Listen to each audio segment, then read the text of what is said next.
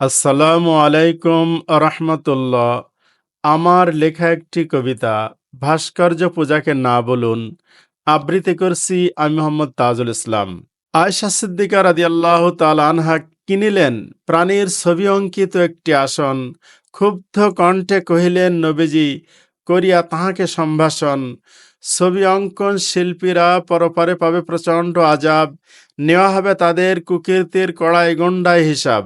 সেদিন বলিবেন মহান আল্লাহ তাআলা শিল্পীদের উদ্দেশ্যে, হারিয়ে যাও আঁকিয়েরা জাহান্নামের অতল তলদেশে।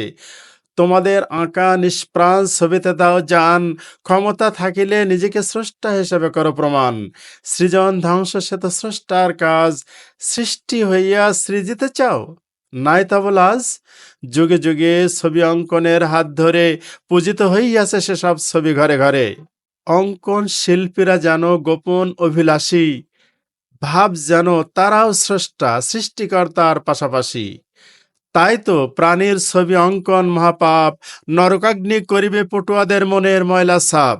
ভাস্কর্য নির্মাণের অপরাধ তো আরো অনেক বড়, পরিণতির কথা ভাবিয়া ক্ষুধাভীরুগণ হয় জড়সড়।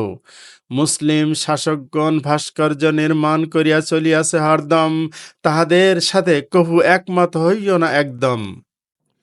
ভাস্কর্য শিল্পকে যারা করে সৌন্দর্য মণ্ডিত, নরকের কঠিন শাস্তিতে তারা হবে দণ্ডিত।